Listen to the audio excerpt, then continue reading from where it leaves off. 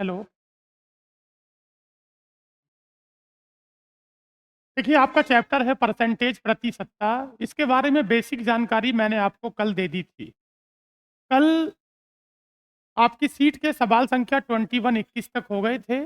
मैं बात करता हूँ सवाल संख्या 22 से। आपकी सीट का देखिए सवाल संख्या 22 लिखा है 60 का 20%। आपको पता है जब आप 60 का 20% निकालेंगे तो क्या 60 गुणा 20/100 करेंगे? हमें बताना है 60 का 20% तो 60 गुणा 20/100 या 60 का 1/5 भी कर सकते हैं। उसके बाद आपको बताना है 90 का 70%, तो 90 गुणा 70/100। एक जानकारी मैंने कल आपको दे दी थी कि जब कभी भी प्रतिशतता को हटाते हैं तो बटे में 100 लगाते हैं। अगर आपको 90 का 70% पता करना है तो 90 का 70% ये होगा। एक्स का कितने प्रतिशत कहा? 250। 250/100। और सीधा-सीधा मैं आपको बता दूं, अगर आप किसी संख्या का 50% निकाल रहे हैं, आप उसका 50 कर रहे हैं, आप उसका आधा कर रहे हैं, तो 80 का 50% कितना होगा? 40। 50% का मतलब 1/2। और यदि आप किसी संख्या का अर्थात 80 का 1/2 करेंगे या उसका आधा करेंगे तो कितना होगा? 40। मैं इसे हल करता हूँ, 0 से 0 कटेगा। तो बताइए 6 दूनी कितना होगा? 12।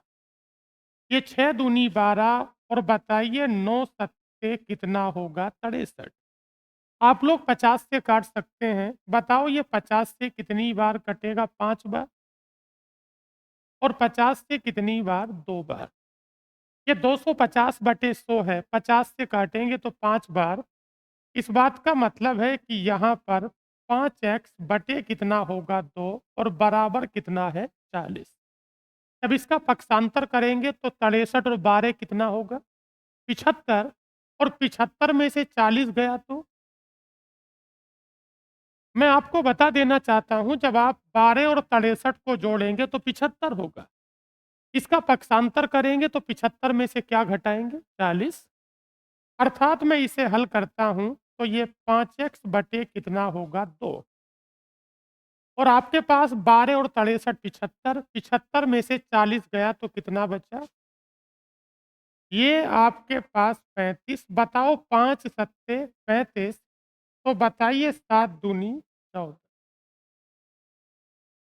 ठीक हो गया? आपको क्या बताना था? संख्या बतानी थी, एक्स बताना था।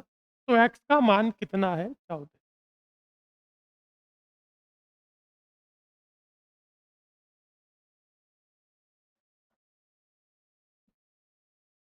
क्या मैं अगला प्रश्न करूँ?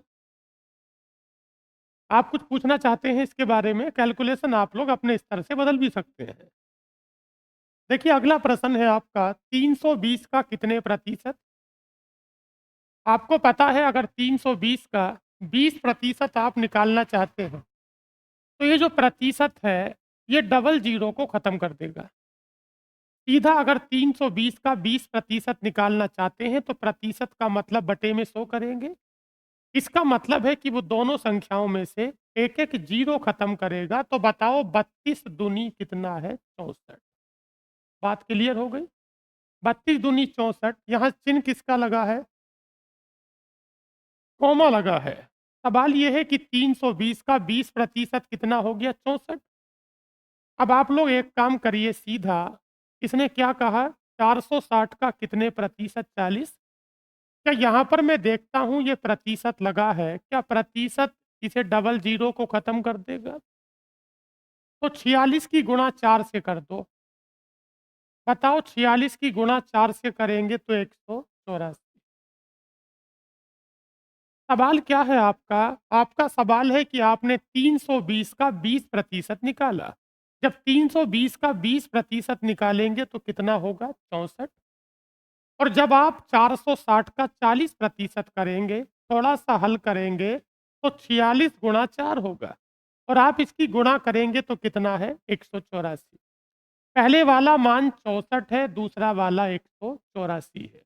सवाल ये है कि 64 का मान 184 से कितना कम है? तो बताओ 64 का मान 184 से कितना कम है? 120 कम है। अगर देखो यहाँ 2 तरह की बातें बन सकती हैं। ये तो मुझे पता है कि इन दोनों में 120 का अंतर है। इसका मान 64 है, इसका मान 184 है। इन दोनों में जो अंतर है वो 120 का है। अगर ये पूछे कि 184 64 से कितना प्रतिशत ज़्यादा है, तो बटे में 64 लगाना होगा, गुणा 100 करना होगा। लेकिन अगर वो आपसे ये पूछ रहा है कि 64 कितना कम है किससे? 184 से, तो बताओ 64 कितना कम है? 120 और किससे कम है? तो आपको 184 को नीचे लगाना होगा। प्रतिशत के लिए गुणा कितना करते हैं 100। इसे थोड़ा हल कर लो। कितना आ रहा है? अरे 12 करना, 12 नहीं कटेगा ना ये? लगभग में कितना? एक्स का मान क्या पूछ रहे हैं? केवल यही पूछ रहा है क्या? एक्स का मान ही पूछा है। सीधा 120 हो गया, प्रतिशत नहीं पूछा। अगर प्रतिशत पूछेगा तो जितना कम है उसे ऊपर लगाइए और जिससे कम है उसे नीचे लगाइए।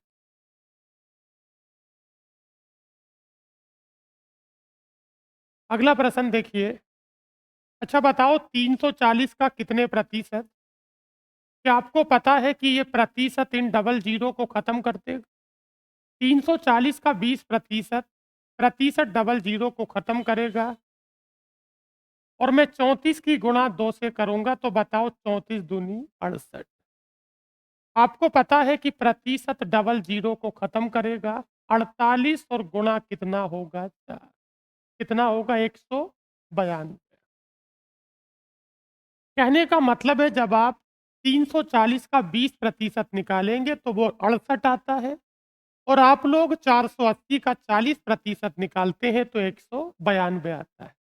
इन दोनों का अंतर पूछ रहे हैं, बताइए कितने का अंतर हुआ? 100 124 हो जाता है। बस यही सीधा अंतर पूछा है, प्रतिशत का इससे कोई मतलब नहीं है। क्लियर हो गया? अगला सवाल है, देखिए 420 का कितने प्रतिशत का है? क्या आपको पता है कि प्रतिशत इन डबल जीरो को खत्म कर देगा? जब प्रतिशत डबल जीरो को खत्म कर देगा तो क्या 42 दूनी 84 होगा? अगले वाले में फिर कहा क्या ये डबल जीरो प्रतिशत को खत्म कर देगा? जब खत्म कर देगा तो बताओ यहाँ पर कितना बचेगा? 53। और यहाँ पर कितना बचेगा? 4। बताओ 4 तिया 12 और 4 पंजे 20, कितना हुआ? 212। मैं दोनों को हल करता हूं तो इसका मान 84 आता है, उसका मान 212 आता है।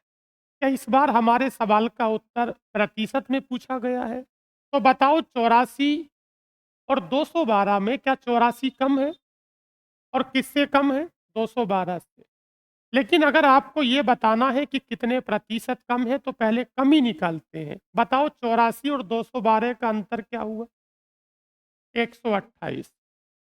अच्छा ये जो 84 है ये 212 की तुलना में कितना कम है? 128। कमी पूछी है कि कमी प्रतिशत पूछा है?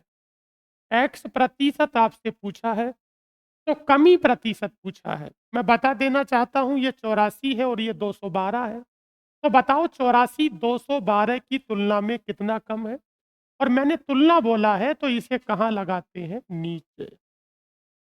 कोई भी सूत्र आपको याद नहीं करना, बस ये समझ लो कि जितनी कमी होगी उसे ऊपर लगाते हैं और जिससे कम होगी उसे नीचे लगाते हैं। प्रतिशत के लिए गुणा कितना करेंगे? 100। क्या लगभग में आएगा?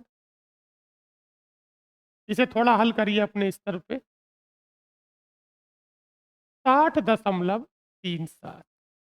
उत्तर पूरा पूरा नहीं आएगा, लगभग में आएगा 60.37। ठीक हो गया? अगला प्रश्न देखेंगे क्या रहेगा। बताइए 124 का कितने प्रतिशत 49.6 है? 49.6 को ऊपर लगाते हैं और जिसके आगे का लिखा होता है उसे तुलना के संदर्भ में कहाँ लगाते हैं? नीचे। आपको ये बताना है कि 124 का 124 का कितने प्रतिशत 49.6 है।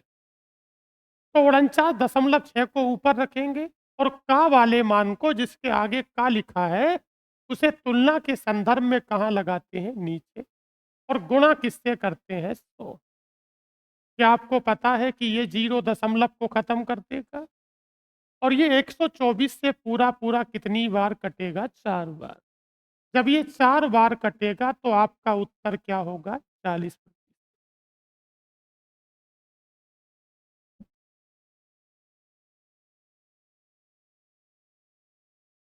जिसका प्रतिशत निकालना हो उसे ऊपर रखते हैं, जिसकी तुलना में निकालना हो उसे नीचे रखते हैं।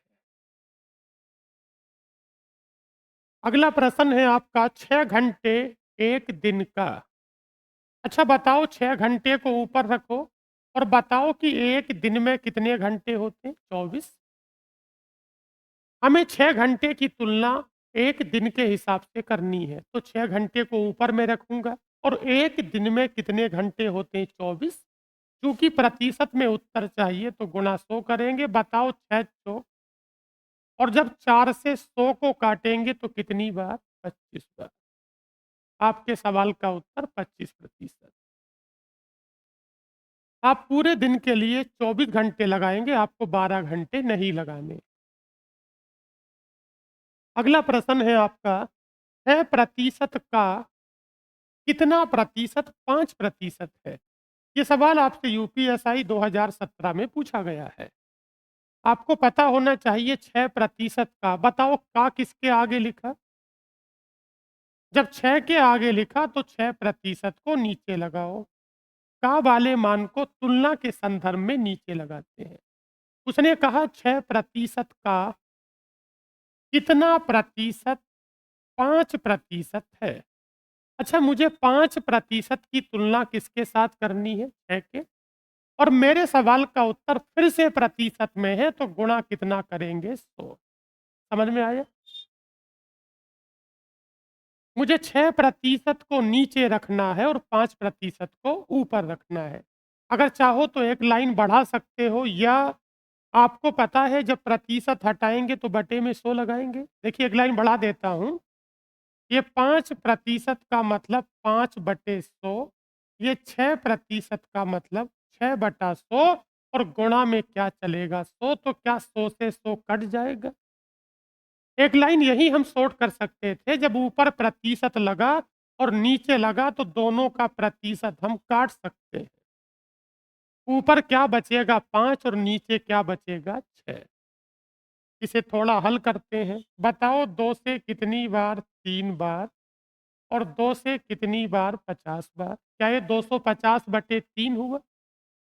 50 की गुणा 5 से करेंगे 250 होगा, और 250/3 कितना होगा? गलत हो गया नहीं?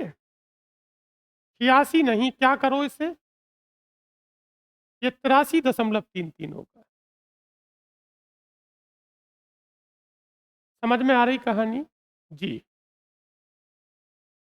अगला प्रश्न देखेंगे। कहा जाता है 200 का 95 कितना प्रतिशत है? क्या मुझे जो 95 है उसे ऊपर रखना होगा, और 95 की तुलना किससे करनी है? 200 से। 95 की तुलना 200 से करनी है तो 95 को ऊपर रखो और 200 को नीचे रखो। 95/200 गुणा 100। जैसे ही गुणा में 100 लग जाता है, ये प्रतिशत में बदल जाता है। बताओ 95 का आधा क्या होगा? 43.5। 95 का आधा होगा 47.5।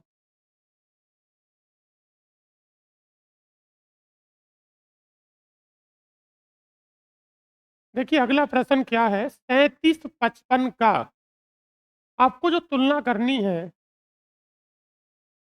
37 की करनी है, और बताओ 37 की तुलना किसके हिसाब से करनी है? 55 के। तो 37 को ऊपर रखते हैं और 55 को नीचे रखते हैं। लगभग में उत्तर आएगा आपका। अच्छा, 5 से कितनी बार काटा? 11, और 5 से कितनी बार? 20। 37 दूनी 74, क्या 740 हुआ? अरे बोलो। आपने इसे 5 से 11 बार काटा और आपने 5 से 20 बार काटा और 37 दूनी 74 मतलब 740/11। बताओ 11 छंग 66 कितनी बार जाएगी? कितना बचा आपके पास? लगभग हो जाएगा 67.27। भाग तो लगा सकते हैं। 67.27%। अभी हम केवल इतना सा सीख रहे हैं, जिसकी तुलना करनी होती है उसे ऊपर लगाते हैं और जिसके संदर्भ में करनी होती है उसे नीचे लगाते हैं। अगला प्रश्न देखिए क्या है। s बराबर 3t। देखिए आपके पास जो s है, s बराबर 3t/2 लिखा है। मैं दोनों का अनुपात बनाता हूं तो मैं s अपॉन टी करूंगा। जब s बराबर 3t/2 होगा तो क्या s अपॉन जो t होगा, क्या उसका मान 3/2 होगा? जब कभी भी अनुपात से प्रतिशत मान निकालना हो, जब कभी भी अनुपात से प्रतिशत मान निकालना हो तो सीधे मान उठा के लगा सकते हैं। तो बताओ s का मान क्या होगा? 3 और t का मान 2। अच्छा, मुझे t को जो तुलना करनी है t की, वो किसके रेस्पेक्ट में करनी है? s plus T. इसका मतलब है कि t को ऊपर लगाते हैं और s प्लस टी को नीचे लगाते हैं। प्रतिशत में उत्तर चाहिए तो गुणा 100 करते हैं। आपके सवाल का मतलब है कि आप t की जो कंपेयर है, टी की जो तुलना है वो s प्लस टी के रेस्पेक्ट में करेंगे। क्या आप मुझे बता सकते हैं कि t का मान क्या है? t का मान केवल 2 है। और बताओ कि s प्लस टी कितना है? जब मैं दोनों को जोड़कर लगाता हूं तो दोनों का मान 5 हो जाता है। मैं 5 से काटता हूं तो 20 बार कट जाता है। 20 दूनी 40%। आपका प्रश्न क्लियर है? ये आपके प्रश्न का मतलब था कि टी को बदलिए s प्लस टी के रेस्पेक्ट में। जिसके संदर्भ में निकालना है उसे नीचे लगाते हैं, जिसका प्रतिशत निकालना उसे ऊपर लगाते हैं। अगला देखिए। एक फल विक्रेता के पास कुछ तरबूज है। 45% तरबूज बेचने के बाद भी उसके पास कितने रह गए?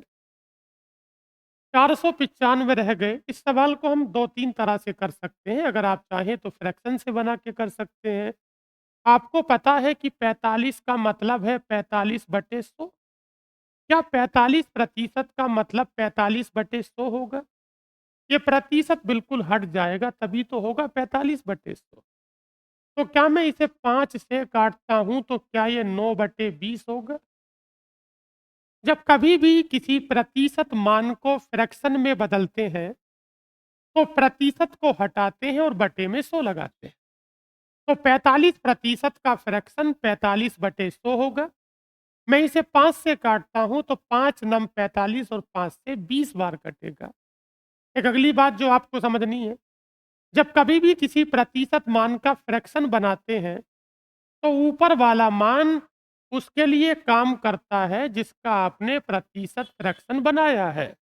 तो बताओ 45% का फ्रैक्शन 9/20 है। क्या आपने 45% बेच दिए थे? तो ये जो 9 काम करेगा, ये उनके लिए काम करेगा जो आपने बेच दिए हैं। और ये जो 20 काम करेगा, ये टोटल के लिए काम करेगा। क्योंकि टोटल में से ही बेचे होंगे और टोटल में से ही बच जाएंगे। तो बताओ कि अगर टोटल 20 है तो 20 में से आपने कितने बेच दिए? 9। जब 20 में से 9 बेच दिए तो बच कितने गए? 11। 45% का मान है जो बेचे जाते हैं। तो 45% का फ्रैक्शन 9/20 है। इस बात का मतलब है कि वो कुल का 9/20 बेच रहा है। जब कुल का मैंने बोल दिया और 9/20 बेच रहा है, तो अगर टोटल उसके पास 20 है तो कितने बेच रहा है? 9। और जिसे 9 बता रहे हो, उस 9 का जो मान है वो आपके पास 495 है। जब 11 का मान 495 है तो 1 का मान कितना है? 45। क्या हमसे टोटल पूछा है? बताओ टोटल कितना है? 20। जब टोटल का मान 20 है, तो 20 की गुणा करेंगे तो क्या होगा? 900। क्लियर है आपका सवाल? आपको लगता है कोई चीज़ अगर समझ में नहीं आती है तो आप उससे पूछ सकते हैं।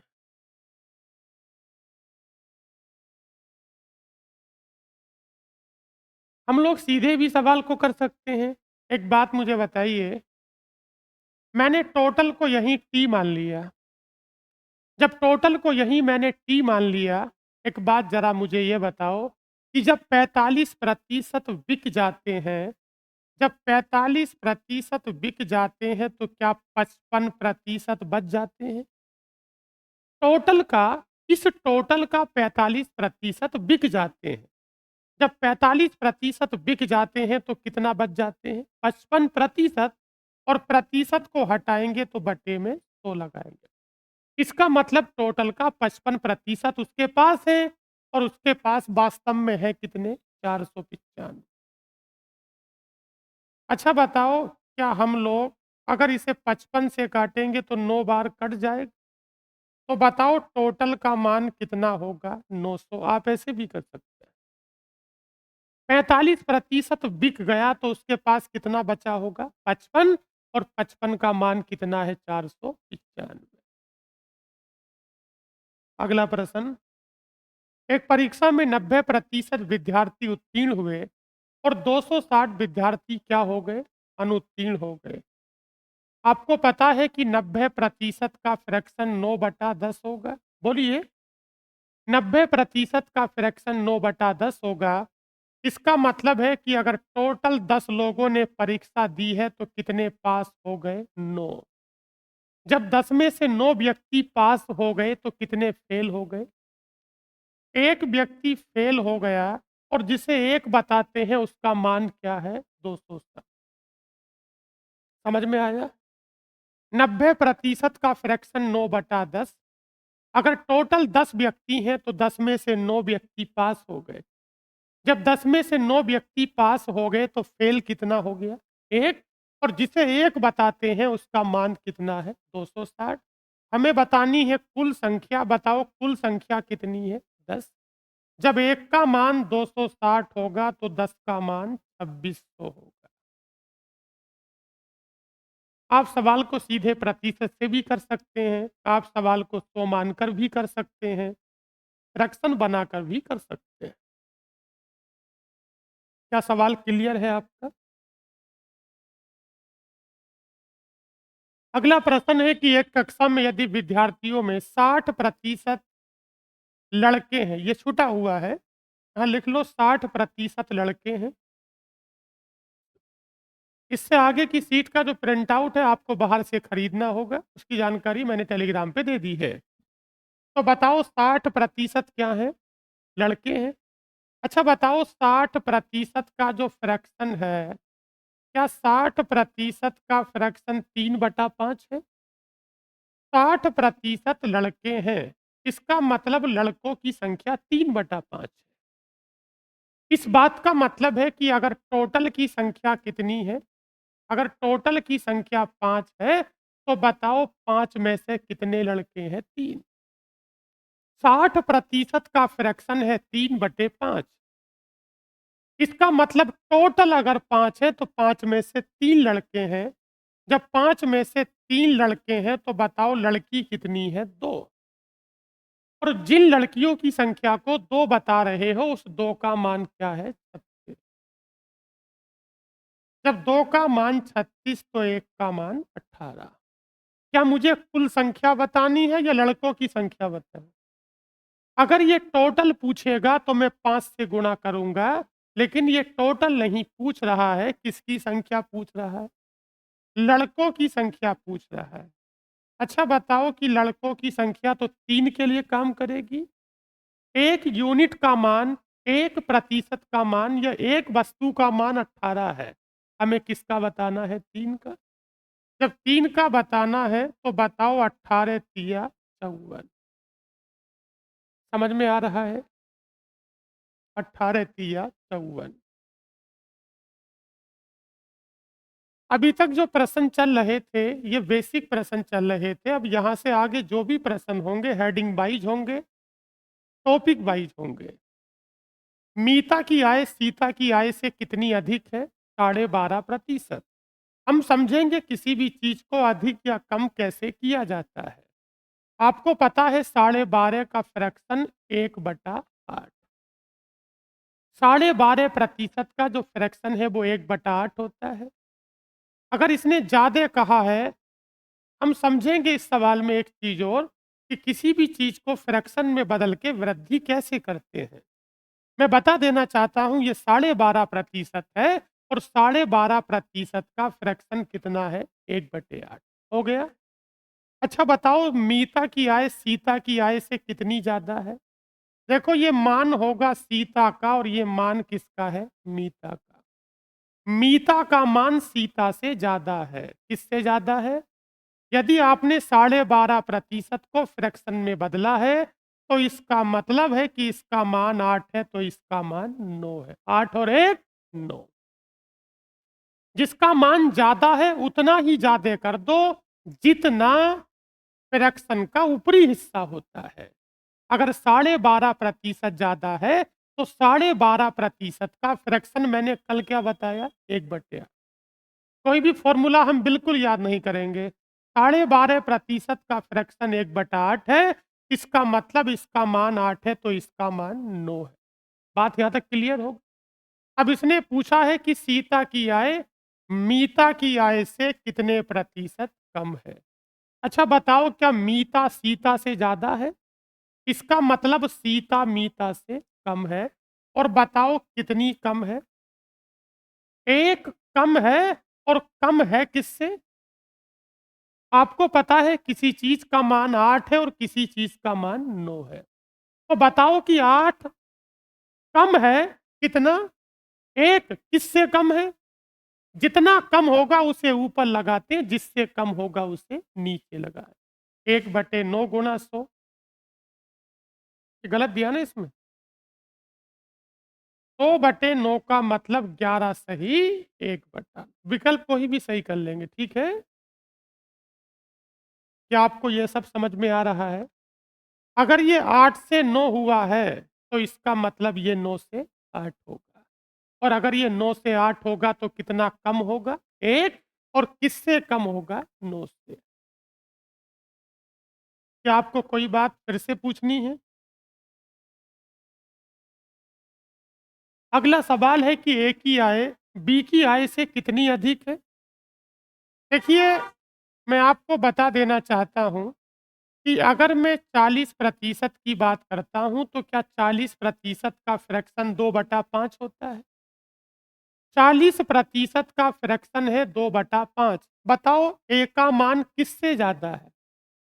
ए का मान बी से ज्यादा है। ये वाला मान बी का, तो ये वाला मान ए का। कौन ज्यादा है? ए ज्यादा है। किससे? बी से। इसका मतलब है कि बी का मान 5 होगा तो ए का मान 7 होगा।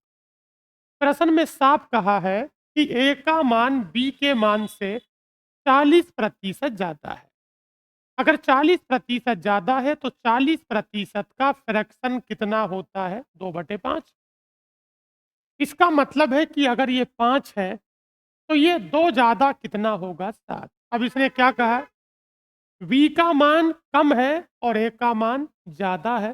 तो कह रहे बी का मान कितना कम है, तो बताओ कितना कम है? क्या बी 5 है और ए 7 है? तो क्या बी का मान कम है? कितना कम है? किससे कम है? 7 से। यानी कि 2/7 और गुणा कितना होगा? 100। क्योंकि प्रतिशत में आएगा। तो बताइए कि उत्तर कितना होगा? 200/। आपका प्रश्न क्लियर है? यदि आप इस प्रश्न को फ्रैक्शन में बदल के नहीं करना चाहते और हम जानते हैं कि प्रतिशतता का आधार 100 है, तो आप चाहें तो अपने सवाल को 100 मानकर भी कर सकते हैं। कैसे? अगर हमारे पास ये वाला मान बी है और ये वाला मान ए है, कहा जाता है कि ए का मान बी के मान से 40% ज्यादा है। तो अगर मैंने कोई संख्या बी का मान 100 माना है, तो अगली वाली संख्या उतने ही ज़्यादा हो जाएगी वो जितने प्रतिशत आपसे कहता है। क्या आपने बी के मान को 100 माना है? ये कितने प्रतिशत ज़्यादा बता रहा है? 40, तो सीधा 40 जोड़ दो, कितना हो गया? 100। जब मैं 100 और 140 को अनुपात में बदलूँगा, तो क्या ये आपके पास 20 पंजे होगा 100 और 20 सत्ते 140। अभी मैंने एक बात आपको बताई है कि यदि आपने किसी संख्या का मान 100 माना है या 100 बना लिया है या 100 बन जाता है, तो वो जितने प्रतिशत ज़्यादा कहे उतना जोड़ के लिख देंगे। अगला प्रश्न देखिए, एक संख्या को x प्रतिशत बढ़ाया जाता है। अच्छा, मैंने इस संख्या का ये पहले वाला मान है और ये इस संख्या का दूसरा या बाद का मान है। यदि मैंने संख्या को 100 माना है, कितना माना है? प्रतिशतता का सवाल है, आप 100 मानेंगे तो कुछ चीज़ें आसान हो जाती हैं। मैंने इस संख्या का मान 100 माना है, ये कितने प्रतिशत ज़्यादा कहता है? आपको पता है, अभी एक बात मैंने बताई है, वो खासकर इसी के लिए बताई गई थी। यदि आपने किसी संख्या को अपने हिसाब से 100 माना है, तो जितने प्रतिशत की वृद्धि करेंगे, उसमें सीधा उतना ही जोड़ देंगे, तो क्या ये संख्या 100 प्लस x हो जाएगी? अगर हमने किसी संख्या का मान 100 माना है, तो वो जितने प्रतिशत ज़्यादा कहे उतना जोड़ के लिख देंगे। जो संख्या कभी 100 हुआ करती थी, वो आज कितनी हो गई? किसी के मन में कोई अगर क्रॉस क्वेश्चन है या कोई सवाल है तो आप पूछिए। ये संख्या अगर 100 है, अगर इसे x प्रतिशत बढ़ाओगे तो कितना होगी? 100 प्लस। जो संख्या कभी 100 प्लस x हुआ करती थी, अब उसे पहले की तरह करना है तो कितना करना है? 100 करना है। तो बताओ आप कितने की कमी करोगे? x।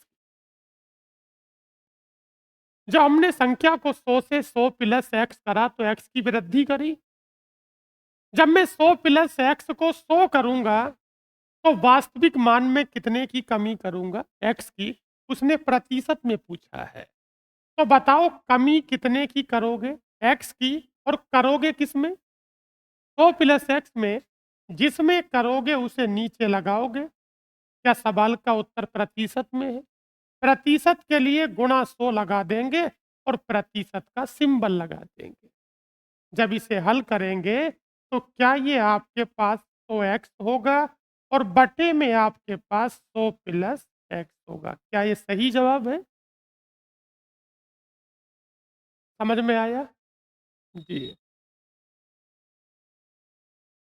अभी मैं वृद्धि और कमी को बताऊंगा किस हिसाब से क्या हमें करना होता है। अगर संख्या 100 है तो कोई फर्क नहीं पड़ेगा। इसका उत्तर कौन सा हो गया? बी वाला। आपके मन में कोई भी सवाल अगर रहता है तो आप निश्चिंत होकर पूछेंगे। अगला प्रश्न देखिए, एक वस्तु की कीमत कितने से घटा दी? 40%। सवाल को फ्रैक्शन से मैं कर रहा हूं। क्या आपको पता है कि 40% का फ्रैक्शन 2/5? क्या मैं 40% कम कर रहा हूं कि बढ़ा रहा हूं? घटा रहे हैं ना? 40% कम कर रहे हैं। 40% का फ्रैक्शन 2/5 होगा। जब मैं 2/5 की कमी करूंगा, तो मान 5 से कितना होगा? 3। वृद्धि होती तो 7 हो जाता। क्योंकि मैं कमी कर रहा हूं, तो मुझे 5 से 3 करना होगा। जो चीज कभी 5 रुपए मिलती थी उसका भाव कितना हो गया? करें कि इसे मूल कीमत में लाना है। जो चीज 5 की थी वो आज कितने की हो गई? 3 की। जब उसे 3 से 5 करोगे तो कितना बढ़ाओगे? 2 बढ़ाओगे ना? 2 का वृद्धि करोगे, किस में करोगे? देखिए, 2 की वृद्धि होगी। अच्छा, कमी होती तो किस में होती? 5 में होती ना। 5 से 3 कर दिया था। अब फिर 3 से 5 करना है। जब 3 से 5 करना है तो कितना बढ़ाओगे? 2। और 2 की वृद्धि किस में करोगे? 3 में। प्रतिशत के लिए गुणा 100 और प्रतिशत का सिंबल लगाते हैं। तो बताओ 200/3 कितना होगा? 200/3 66 सही 2/3।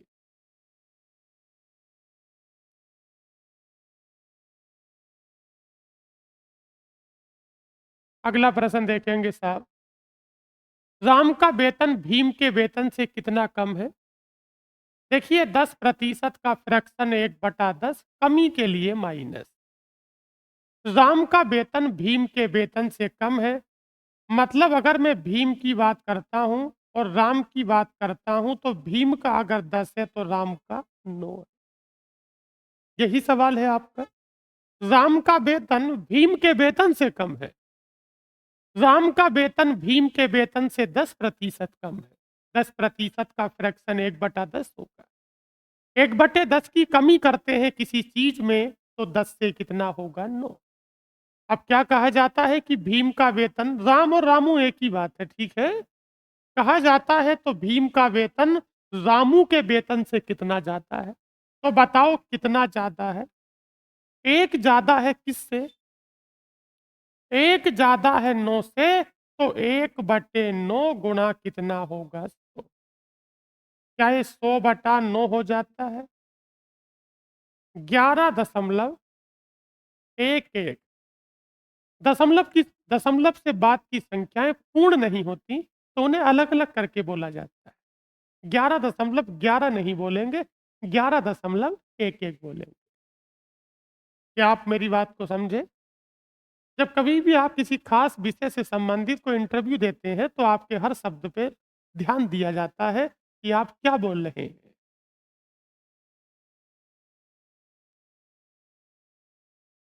पी क्यू से 33 सही 1/3% कम कमाता है कौन? आपको पता है कि 33 सही 1/3 का मतलब 1/3।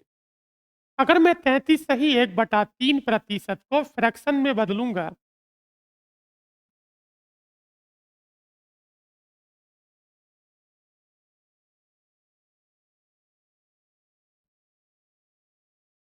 33 सही 1/3, 33 सही 1/3% का मतलब 1/3 होगा। अच्छा बताओ पी का मान किससे कम है? इसका मतलब ये वाला मान होगा क्यू का और ये वाला मान पी का। अच्छा कौन कम है, पी कम है कि क्यू कम है? पी कम है। कितना कम है? 33 सही 1/3% कम है और उसका फ्रैक्शन 1/3 होता है। इसका मतलब है कि इसका मान 3 है तो इसका मान 2 है। 3 से 2 होगा, 1 की कमी कर दी। पूछा जाता है कि क्यू पी से कितना ज्यादा है? तो बताओ 2 से 3 है तो कितना ज्यादा है? और 1 ज्यादा है किससे? तो 1/2। और प्रतिशत के लिए गुणा 100 करते हैं और 1/2 का मतलब तो वैसे भी क्या होता है? 50। प्रतिशत फ्रैक्शन का आपसी संबंध आपको पता होना चाहिए, सवाल जल्दी और बेहतर हो जाता है। अगला प्रश्न देखिए, खाना पकाने के तेल की कीमत में 25% की वृद्धि हो गई। खर्च को मेंटेन रखने के लिए उसकी खपत को कितना कम करना होगा? देखिए मैं एक फॉर्मूला हल्का सा बताऊंगा, वैसे मैंने कहा था कि फॉर्मूलों पे बात नहीं करेंगे, लेकिन ये फॉर्मूला नहीं है, ये रोजमर्रा जो हम लोग सामान खरीदते हैं ये उसी का एक व्यवहारिक हिस्सा है। अच्छा मुझे बताइए कोई वस्तु 4 रुपए की मिलती है और आपको उस तरह की 6 वस्तु चाहिए तो कितने रुपए खर्च होंगे? 24। 2-3 बातों को मैं समझाऊंगा तो ये बड़ा ही क्लियर हो जाता है। आपको पता है कि चीनी 40 रुपए किलो है। अगर आप 4 किलो खरीदोगे तो कितने रुपए होंगे? 160। किसी सिनेमा हॉल में प्रदर्शनी या सिनेमा हॉल का टिकट 20 रुपए का है और अगर 10 व्यक्ति देखने जाते हैं तो कितने रुपए होंगे? 200। इस बात का सीधा मतलब है जब कभी भी आपको टोटल निकालना होगा तो टोटल बराबर होता है मूल्य गुणा मात्रा। टोटल खर्च बराबर होता है मूल्य गुणा मात्रा। मूल्य का मतलब है कि एक वस्तु का मूल्य पता है और आप कितनी वस्तु खरीदेंगे, अगर दोनों का गुणा कर देते हैं तो आपको टोटल का पता चल जाता है। क्या आपको बात समझ में आ रही है? अब अगली बात आपको समझनी है। एक बात आपको पता है, जैसे जैसे हम किसी वस्तु को खरीदने जाते हैं और जैसे-जैसे किसी वस्तु का मूल्य बढ़ता चला जाता है, तो हमें उसकी मात्रा को कम करना होता है। यही होता है? अच्छा मुझे एक बात बताइए आप बाज़ार ₹40 लेकर जाते हैं, अगर ₹10 किलो आलू है तो 4 किलो लाओगे और अगर ₹20 किलो आलू है तो 2 किलो लाओगे और ₹40 किलो आलू है तो 1 किलो लाओगे। जैसे-जैसे मूल्य बढ़ता चला जाता है, वैसे-वैसे मात्रा घटती चली जाती है। इस बात का मतलब है कि मूल्य बढ़ेगा तो मात्रा घटेगी। इसका मतलब है कि ये एक दूसरे के कैसे होते हैं? उल्टे होते हैं। और यदि मैं आपसे ये कह दूं कि आपका खर्च बिल्कुल फिक्स करना है, यदि मुझे आपका खर्च बिल्कुल फिक्स करना है तो ये उल्टे नहीं बिल्कुल उल्टे हो जाएंगे। क्या हो जाएंगे? ये जस्ट अपोजिट में चले जाते हैं। अच्छा बताओ किसी वस्तु का मूल्य कितने से बढ़ गया?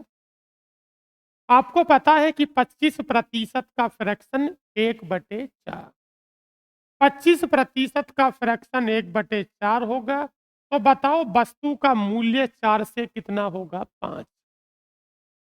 ये बात कन्फर्म हो गई है कि मूल्य मात्रा का उल्टा होता है। जैसे-जैसे मूल्य बढ़ता है, वैसे-वैसे मात्रा घटती चली जाती है। ये दोनों उल्टे होते हैं, लेकिन जब टोटल खर्च हमारा फिक्स हो जाए, तो ये उल्टे नहीं बिल्कुल उल्टे हो जाते हैं। तो बताओ मूल्य 4 से कितना हुआ? अगर मूल्य 4 से 5 हुआ, क्या आपको अपने परिवार का टोटल खर्च बिल्कुल फिक्स रखना है? इसका मतलब मूल्य अगर 4 से 5 होगा, तो मुझे जो क्वांटिटी रखनी होगी वो 5 से 4 करनी होगी। क्यों? अगर बताओ कोई चीज़ कितने रुपए किलो है? अगर ₹4 किलो है तो 5 किलो ले लो, तो बताओ कितने रुपए खर्चे में हुए? 20। और कोई चीज़ अगर ₹5 किलो हो गई तो कितने किलो ले लो? 4। तो 5 चौक 20। क्या दोनों ही केस में हमारे 20-20 रुपए खर्च हो रहे हैं? क्या हमारा परिवार का टोटल खर्च फिक्स हो गया? जो कुशल गृहिणी होती है वो इसी काम को करती है। कुशल गृहिणी का मतलब परफेक्ट हाउसवाइफ। समझ में आ रही कहानी? लेकिन आजकल कुछ और देखा जा रहा है। अच्छा मुझे बताइए फिलहाल, एक बात मुझे बताइए किसी वस्तु का मूल्य 5 से कितना हुआ? अरे 5 से 4 हुआ। जब 5 से 4 हुआ, इसका मतलब है कि अगर पहले हम 5 किलो का खाते थे, तो अब कितने किलो खाएँगे? 4 खाएँगे ना, कितना कम खाएँगे? 1/5 मतलब 1 की कमी होगी। तो बताओ कितने प्रतिशत होगा? 20। क्या आपको बात समझ में आई?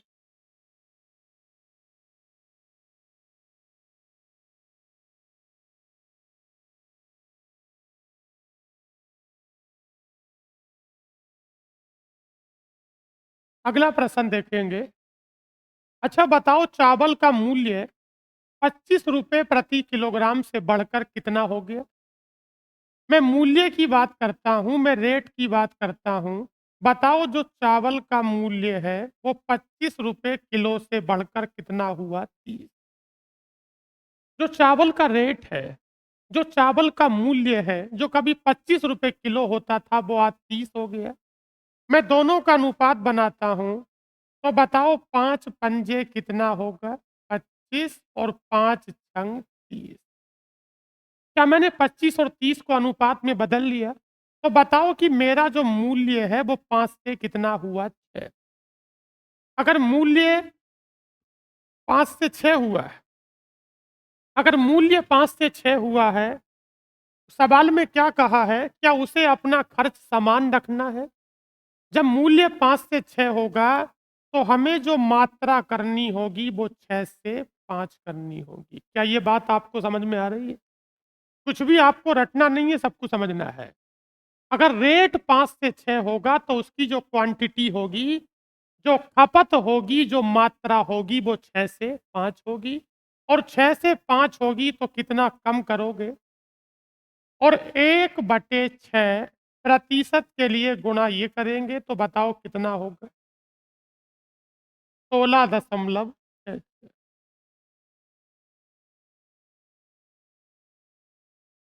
जब 5 रुपए किलो थी तो कितने किलो खाई? ये मूल्य है और ये मात्रा है। मैं बाजार को 30 रुपए लेकर गया, मुझे घर से 30 रुपए मिले, मुझे उसी में काम करना है। मेरा खर्च 30 रुपए फिक्स है। जब 5 रुपए किलो का भाव है तो कितनों किलो खा रहे हैं? और जब भाव कितने का हो गया? जब भाव 6 रुपए प्रति किलोग्राम हो गया तो मेरी मजबूरी है कि मैं कितने किलो लूँगा? 5 किलो। समझ में आ रहा है?